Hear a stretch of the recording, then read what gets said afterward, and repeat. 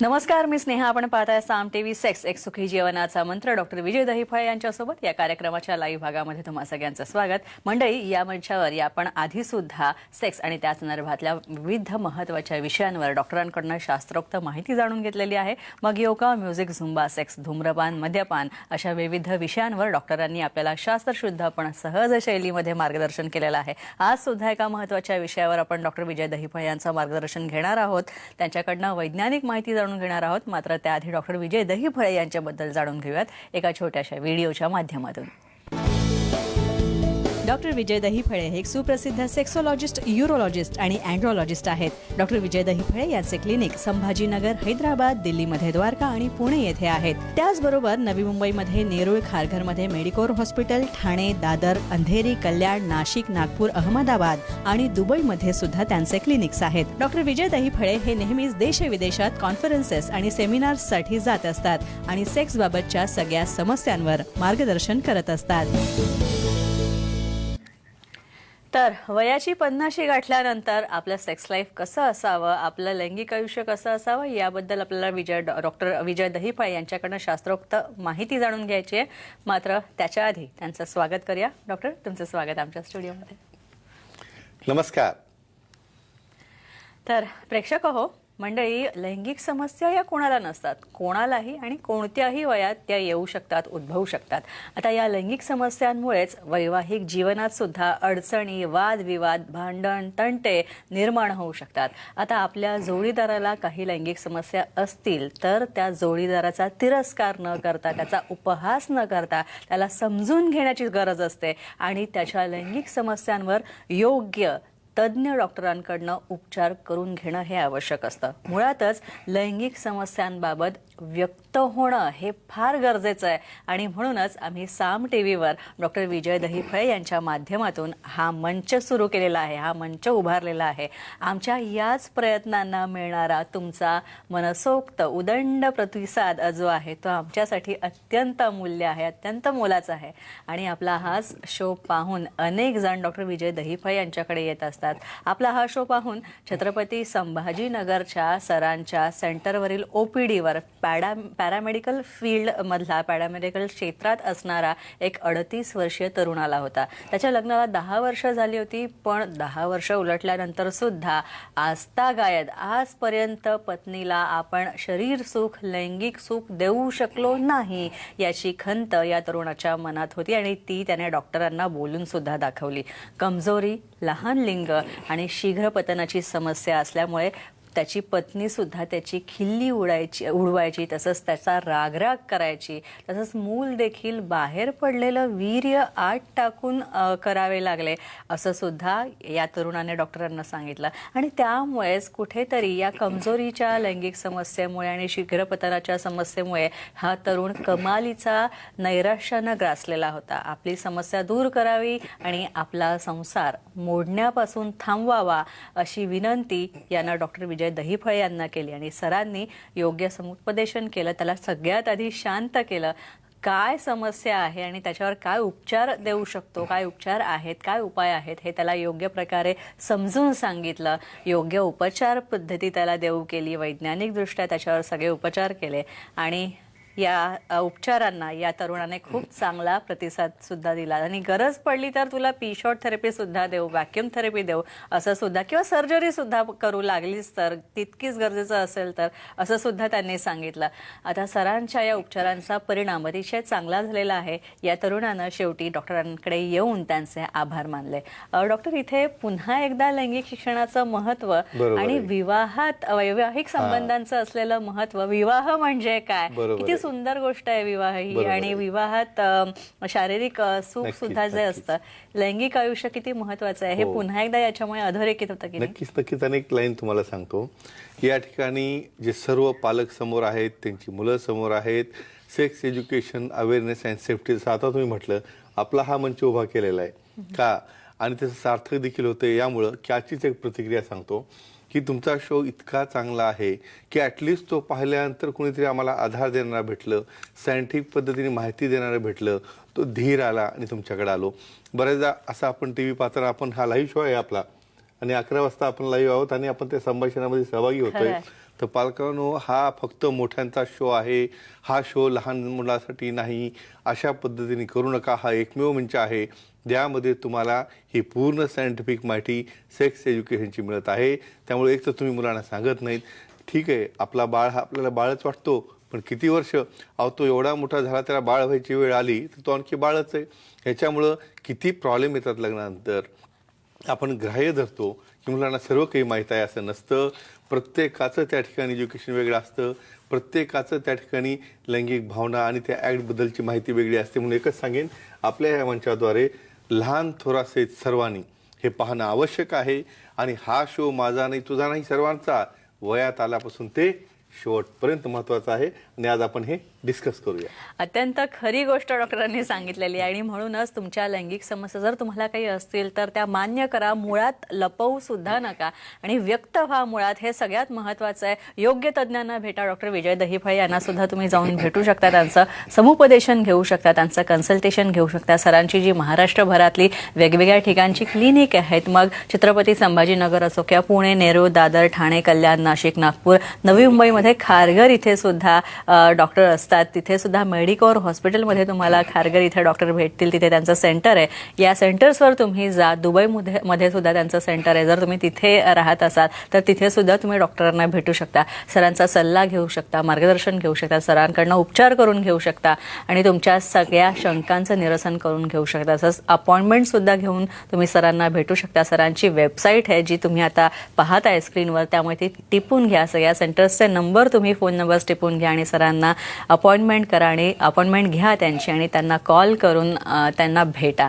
Sir, यानंतर आपण सुरुवात करणार आहोत. मात्र आणखी एक आवाहन आपण प्रेक्षकांना करूया. तुमच्या मनात आत्ता काही शंका असतील तर आमचा स्टुडिओ क्रमांक सध्या तुम्ही पाहताय स्क्रीनवर 022-693-0244 हा आमचा स्टुडिओ क्रमांक आहे. हा स्टुडिओ क्रमांक तुम्ही नोंद करून घ्या आणि याद्वारे तुम्ही आम्हाला संपर्क करा आणि तुम्ही डॉक्टरांना प्रश्न थेट विचारू शकता आमच्या कार्यक्रमात सहभागी होऊन. पहिला फोन आलेला आहे पूर्वा, यवतमाळवरून त्या कॉल करतात. त्यांचा कॉल घेऊया. डॉक्टर पूर्वाजी, तुमचं स्वागत आहे आमच्या शो मध्ये. प्रश्न विचारा डॉक्टरांना. Hello sir. हां, नमस्कार जी, बोला. सर, पुरुषातील कमजोरीसाठी वापरले जाणारे पेनाइल इम्प्लांट काय असतात व पेनाइल इम्प्लांट केल्यानंतर ते सेफ असतात का? त्याची काळजी काय घ्यायला पाहिजे त्याबद्दल माहिती सांगा. अच्छा, पेनाइल इम्प्लांट बद्दल अतिशय सुंदर प्रश्न. आपण याला माहिती सांगूया. सर्वप्रथम आपल्या जगभरातील सामच्या सर्व दर्शकांचं मनापासून अगदी या लाईव्ह भागामध्ये अभिनंदन आणि तुमचं कौतुक देखील, ज्या पद्धतीने तुम्ही त्या रिस्पॉन्स देताय आणि त्याचा उपयोग करून घेताय. लागली 2 वर्षांनी आता नवीन वर्षाची सुरुवात होत आहे आणि नवीन वर्षात आपण काहीतरी संकल्प करत असतो. काय संकल्प करायचा यावेळेला? की हा सुखी जीवनाचा शो मी पाहणार, मी पाहून माझ्या सर्व मित्रांना सांगणार आणि मित्रांना सांगून अशी कोणाला समस्या असेल तर आणखी त्यांना मार्गदर्शन करून त्याकडे घेऊन येणार, न लाजता न बुजता असा संकल्प करून तुमचं जर आयुष्य सुरुवात केलं आहे नवीन वर्षात, तर मी सांगेन, मला वाटतं कोणालाही अशा पद्धतीने लैंगिक समस्या येऊन त्या ठिकाणी डिप्रेशन हो, घरातून पळून जाणं हो, लग्नानंतरचे प्रॉब्लेम हो. म्हणजे लग्न लावताना बरेचदा असं वाटतं एवढा गाजावाजा करत करोडो रुपये खर्चून लावायचं, ते मुलासाठी लावायचं का तुमच्याकडे काय दाखवण्यासाठी? पण त्यापेक्षा त्यांचं सुख महत्त्वाचं आहे आणि त्या सुखासाठी त्यांची चौकशी करा, प्रत्यक्षात भेटा, ॲक्सेप्ट करा तुम्हाला काय जे समजा कमजोरी आहेत ते, आणि हा संकल्प सर्वजण करणार मला निश्चित याची खात्री आहे. पेनाइल इम्प्लांट काय असतात? पेनाइल इम्प्लांट हे सिलिकॉनचे इम्प्लांट असतात. बऱ्याचदा मेडिसिन काम केलं नाही, बऱ्याचदा इंजेक्टेबल किंवा व्हॅक्यूम थेरपी काम केलं नाही, अशा वेळेला इन्फ्लेटेबल आणि बऱ्याचदा सेमिरिजिड इम्प्लांट असतात. हे एका शस्त्रक्रियेद्वारे मध्ये टाकायचे असतात आणि यामुळं काही कॉम्प्लिकेशन, काही इजा पाठला होत असते का किंवा काय काळजी घ्यायची असते, आपल्या पूर्ण टॉपिकमध्ये हे डिस्कशन आपण पाहणार आहोत. कसल्याही प्रकारची इजा पाठला होत नसते, पण महत्त्वाचं हे इम्प्लांट केलेलं आपल्या पार्टनरला सांगायचं असतं आणि त्याला सांगून करायचं असतं. म्हणजे नंतर जे काही तुमचे भांडणं होतात ना, न सांगता केलेली, ती होणार नाही. सर, पुढचा फोन आहे ठाण्यावरनं. कांचन म्हणून आहेत एक महिला प्रेक्षक, त्या जोडल्या गेल्यात. कांचनजी, प्रश्न विचारा तुमचा डॉक्टरांना. नमस्कार डॉक्टर. नमस्कार जी, बोला. तर मला हे विचारायचं आहे की कमजोरीसाठी जर पेनाइल इम्प्लांट केलं असेल, पेनाइल इम्प्लांटची सर्जरी केली असेल तर नॉर्मल वीर्यस्खलन होते का आणि प्रेग्नेन्सी राहते का त्याबद्दल? अच्छा, महत्वाचा प्रश्न आहे. म्हणजे जेव्हा जोडपे येतात ना, म्हणजे आपलंच चालू आहे, मला आता स्ट्रॉंग होणार हे होणार, पण पुढचं गोष्ट महत्वाची आहे ना. खरं. म्हणजे तुम्हाला निसर्गाने ऍक्टिव्हिटी दिलेली का नॉर्मल करायची आहे, तर त्यांचं काय म्हणणं आहे, वीर्यस्खलन होणं, प्रेग्नन्सी होणं. सांगूया आपण. हे बघा, तुम्हाला महत्वाचं सांगतो, इतक्या तुमच्या मिसकन्सेप्शन आहेत या सर्जरीबद्दल. काही जण तर मला विचारतात हे आणायचं कुठून. असं नसतं. इम्प्लांट म्हणजे स्वतःच्याच अवयवामध्ये हे सिलिकॉन मेजरमेंट घेऊन ते टाकलेलं असतं. बरं, ही आणखी गोष्ट सांगतो तुम्हाला. हे बघा, तुम्ही अॅनाटॉमी जर पाहिली त्या अवयवाची, तर त्या ठिकाणी वर 2 सिलेंडर असतात आणि खाली एक सिलेंडर असतं. त्याला कार्पोरा स्पॉन्जिओजम म्हणतो. त्यात युरेथ्रा जाते आणि कार्पोरा कॅव्हर्नचा जा वरचे जे 2 सिलेंडर आहेत त्या सिलेंडरमध्ये हे सिलिकॉन इम्प्लांट टाकलं जातं. मग पाहिलं का या ठिकाणी काही अडथळा येईल का वीर्य बाहेर पडायला? अजिबात येणार नाही. त्याचबरोबर ज्यांना अगोदर प्रेग्नन्सी होत नसेल, कारण त्याचा संमोगच होत नाही, त्या ठिकाणी त्याला कठोरताच येत नाही, तर या ठिकाणी त्याला कठोरता आली, त्याला सॅटिस्फॅक्शन देखील मिळत आहे. आणि सिमेंट डिपॉझिट फॉर्नायसिसमध्ये म्हणजे गर्भपिशवीच्या मुखाजवळ झाल्यानंतर आपोआप प्रेग्नन्सी देखील होते. त्यामुळं माझ्याकडे तर काही अशी उदाहरणं आहेत की आता याला कमजोरी आहे, याला मुलं होणार नाही, चला याचा डायव्होर्स करून टाका. अजिबात नाही, असं करायचं नाही. तुम्हाला कळणार देखील नाही इम्प्लांट केलं का. म्हणून या इम्प्लांटला घाबरू नका. पण सेक्सॉलॉजी, सिरोलॉजी, अँड्रोलॉजी हेच शेवटी डिसाईड करतील. ही पहिली स्टेप अजिबात नसते. नक्कीच. आणखी फोन आला आपल्या नेहमीचे घेऊया. प्रेक्षक जामखेडवरनं दादा Very good. उबाळे छान. आहेत सर, त्यांचा घेऊया. कॉल घेऊया. दादाजी नमस्कार. प्रश्न विचारा डॉक्टरांना. नमस्कार सर. नमस्कार जी दादा, बोला. पुरुषांना प्रायव्हेट पार्ट बद्दल अनेक वेगवेगळ्या समस्या जाणवत असतात. ओके, त्यांचे वेळेवर निदान आणि उपचार करणे गरजेचे असते. नक्कीच. म्हणून माझा प्रश्न असा आहे की पुरुषांचा प्रायव्हेट पार्ट वाकडा कोणत्या कारणांमुळे होतो याबद्दल सांगा सर. अच्छा, अच्छा, excellent. वाकडेपणा कशामुळे? म्हणजे खूप महत्वाचा प्रश्न आणि बेसिक प्रश्न त्यांनी विचारा. मी आपण सांगूया ना. हे बघा, तुम्हाला नॉर्मल अॅनाटॉमी काय आहे हे कळल्याशिवाय ॲबनॉर्मल काय हे सांगता येत नाही. उगीच काहीतरी नेटवर पाहिलं, उगीच माझ्या मित्राने सांगितलं. अहो, कधीही असं एकाच सळेत सेम असं बाणासारखं पुढं जाणारा अवयव कधीच नसतो. थोडंफार टिल्टिंग, डेव्हिएशन एका साईडला हे नॉर्मल असतं. पण ॲबनॉर्मल केव्हा समजायचं, जेव्हा त्याचं 90 डिग्रीपेक्षा जास्त जर अँग्युलेशन होत असेल, त्यात कुठले गाठ लागत असेल, त्यामुळे त्या ठिकाणी कठोरता येत नसेल, पार्टनरला त्यामुळे पेन होत असेल, अशा कंडिशनमध्ये आपल्याला त्याला बरेचदा सहलीची गरज पडते. त्याची कारणं काय असू शकतात? व्हिगरस मास्टरबेशन म्हणजे अति जास्त हस्तमिथून. काही केसेस तर मी अशा पाहिलेल्या आहेत, कंप्लीट हाताने त्यांना पूर्णपणे उलटं करून पोटापर्यंत त्याला इरेक्ट असताना वाकवलं जातं. असं करताना फ्रॅक्चर देखील झालेले आहेत. बऱ्याचदा मग असं झाल्यानंतर गुपचूप लपून बसायचं, कोणाला दाखवायचं नाही. ब्लिडिंग झाली तरी, त्याआधी सूज आली तरी मग होणार काय? ही कार्पोरा पूर्ण डॅमेज होते, मायक्रो हिमोरेजिस होतात, बऱ्याचदा पेनाईल फ्रॅक्चर देखील होतं. आणि फ्रॅक्चर हे अननोटीस गेल्यामुळं त्या ठिकाणी गाठ बनते आणि गाठ बनून वाकडेपणा येतो, कमजोरी येते. बऱ्याचदा तर लग्ना अगोदर ही मुलं लग्न करायला देखील तयार होत आहेत. मी एकच सांगेल, अशा प्रकारचा कमजोरीसोबत वाकडेपणा, वाटतं यावेळेस हा आपण टॉपिक घेतलेला आहे, हे ह्यात उत्तरही आलेले आहेत, असेल तर पहिल्यांदा हा वाकडेपणा सरळ करून इंजेक्टेबल आहे, पिशॉट थेरपी आहे किंवा इम्प्लांट लागलं तर आपण ते करू शकतो. अधिक माहितीसाठी त्यांनी सुखी जीवनाच्या मंत्राचं पुस्तक पाहावं आणि नक्कीच त्यांना काळजी करायची गरज नाही. नक्कीच. पुढचा फोन अमरावतीवरनं आहे. अशोकजी तुम्हाला प्रश्न विचारू इच्छित आहेत. अशोकजी, प्रश्न विचारा डॉक्टरांना. नमस्कार सर. माझा प्रश्न असा होता सर की बोला. जर लिंगाचे फ्रॅक्चर झाल्यानंतर कमजोरी आली तर सर पिनल इम्प्लांट सर्जरी करता येईल का? त्याचे रिझल्ट चांगले येतील का? म्हणजे तुम्हाला विचारायचं की फ्रॅक्चर झाल्यानंतर इम्प्लांट करता येते का, बरोबर आहे? हो सर. हो. आणि त्याचे रिझल्ट चांगले येतात का, नाही का? अच्छा, ठीक आहे, सांगूया. आपल्या दर्शकांचं मी खरंच मनापासून अभिनंदन करतो. आपण टॉपिक दिला, तुम्ही त्यांना सांगितलं, ते त्याला लिफ्ट करतात आणि पुढे घेऊन जातात. बरंच त्यांना काय वाटतं की फ्रॅक्चर थोडंच होत नसणार, म्हणजे सॉफ्ट लिंगाचं फ्रॅक्चर तर आपल्या हाताचं, पायाचं, बोनचं होणार, असं अजिबात नाही. ज्यांना हे नवीन माहिती नाही किंवा जे नवीन शो पाहत आहेत त्यांना सांगतो, जेव्हा कठोरता येते लिंगामध्ये त्यावेळेस 10 पटीने हा फ्लो वाढलेला असतो. 10 पटीने फ्लो वाढल्यानंतर ट्युनिका अल्बुजिना म्हणजे एक शीत असतं तुमच्या अवयवामध्ये, ते एवढं टेन्स होतं की त्यावर काही कारणामुळं समजा इम्पॅक्ट झाला. बऱ्याचदा हे अंधारात ॲड करताना तुम्ही कुठं हिट करता हे तुम्हाला कळत नाही, मग मारल्यानंतर फ्रॅक्चर होतं. हे बघा, थोडंफार फ्रॅक्चर असेल ना त्याला कॉन्झर्वेटिव्ह म्हणजे मेडिसिन आणि पेन किलर देऊन ओके होतं. पण फार जास्त ब्लिडिंग असेल तर इमर्जन्सी एक्सप्लोअर करून आपल्याला त्याला ओके करावं लागतं. आणि कालांतराने समजा त्या ठिकाणी जास्त रेंट असेल किंवा गॅप असेल, इरेक्शन होत नसेल, आपण त्यामध्ये देखील इम्प्लांट करता येतं आणि इम्प्लांट करून त्याला आपल्याला सरळ करता येतं. की काय म्हणणं आहे की अशा फ्रॅक्चर झालेल्या केसमध्ये इम्प्लांट केलं तर चांगलं ॲक्ट करेल का? नक्कीच तुम्हाला कळणार देखील नाही, काही त्रास होणार नाही. त्यामुळं कुठल्याही प्रकारच्या लैंगिक व्याधीला घाबरू नका, लपवून ठेवू नका, त्यापासून पळून जाऊ नका. जेवढं घाबराल तेवढं पूर्णचा पूर्ण इम्पॅक्ट हा सेक्शुअलसाठी नाही, तो पूर्ण तुमच्या पर्सनॅलिटीवर होत असतो. तुम्ही डिप्रेस होता आणि तुम्ही लॉस ऑफ इंटरेस्टमध्ये जाऊ शकता. आणि अधिक माहिती आपल्या पुस्तकात दिलेली आहे. दिलेलीच आहे.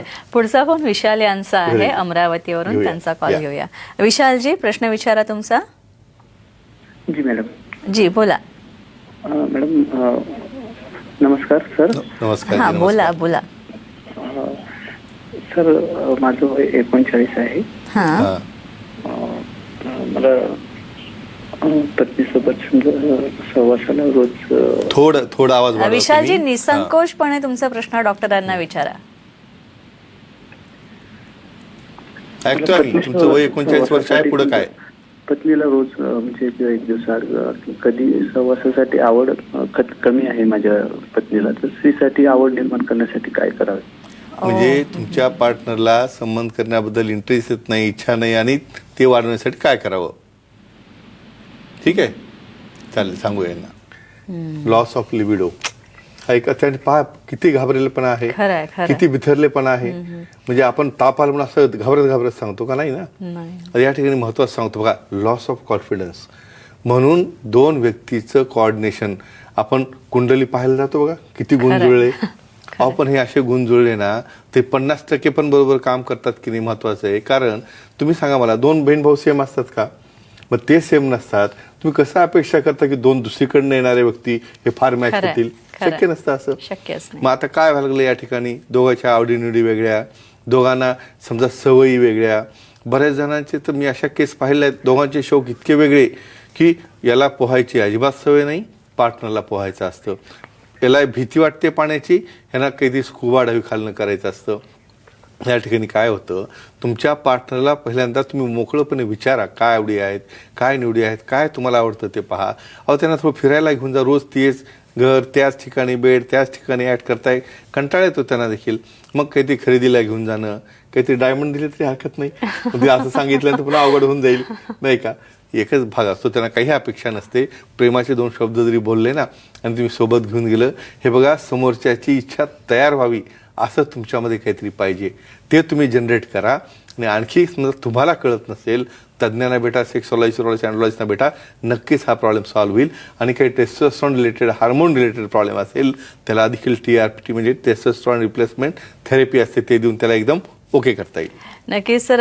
विशालजी, तुम्ही नक्की डॉक्टर विजय दहिफा यांना भेटा. त्यांना भेटण्यासाठी तुम्हाला जर अपॉइंटमेंट घ्यायची असेल तर ते नंबर त्यांच्या सेंटर्सचे आम्ही इथे दिलेले आहेत, तर तुम्ही त्यांना कॉल करू शकता आणि नक्कीच तुम्ही डॉक्टरांना भेटू शकता.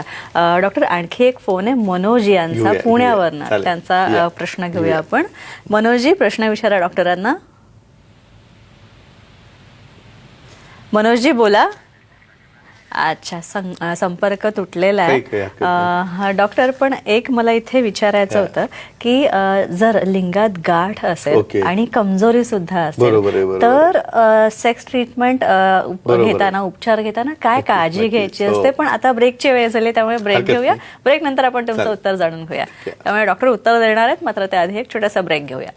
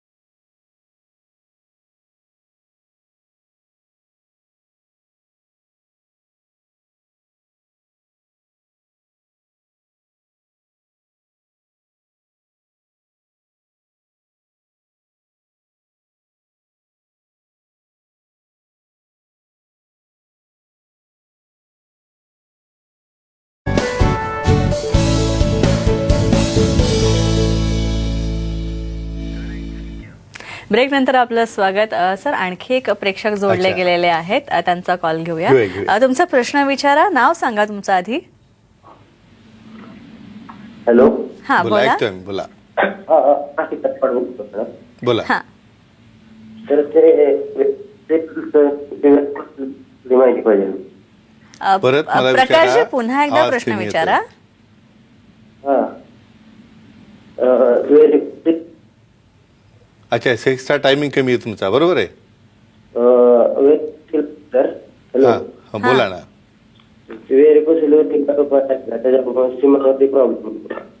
अच्छा अच्छा, चालतं हरकत नाही, सांगूया ना. यांचं सोनोग्राफी केलेलं आहे आणि त्यांना काही बरेचदा डॉपलर्स वगैरे असतात, पेनाइल इम्प्लांट करण्याच्या अगोदर केले जातात. ते का करावं याबद्दल हा प्रश्न आहे, आपण सांगूया त्यांना. नक्कीच. सहसा तुम्हाला प्रत्येक केसमध्ये पेनाइल इम्प्लांट करताना कलर डॉपलर किंवा सोनोग्राफीची गरज नसते. मग अशा वेळेला काही कारणामुळे बरेच ऑपरेशन करताना एक एव्हिडन्स बेस, म्हणजे त्याला काही आर्टिरियल सप्लाय गेलेला आहे का, किंवा काही व्हिनस लिकेज आहे का, किंवा त्याची अॅनाटॉमी कशी आहे, त्यामध्ये काही गाठ आहे का, काही अनइक्वालिटी आहे का, हे पाहण्यासाठी हे केलं जातं. पण ही शेवटची स्टेप असते. आणि जेव्हा तुम्ही क्लिनिकली पाहत जाता की मेडिसिन काम करत नाही, नंतर इंजेक्शन काम करत नाही, नंतर पी-शॉट काम करत नाही, मग अशा वेळेला हे शेवटचं डिसिजन घेतलं जातं. अल्ट्रासोनोग्राफी करायलाच पाहिजे असं कंपल्सरी कुठल्याही प्रकारच्या कमजोरी किंवा इरेक्टाईल डिस्फंक्शनमध्ये गरज नसते. पण त्याला काही ट्रॉमा किंवा काही गाठ किंवा काही इतर प्रकारची व्याधी असेल तर ती करायची गरज असते.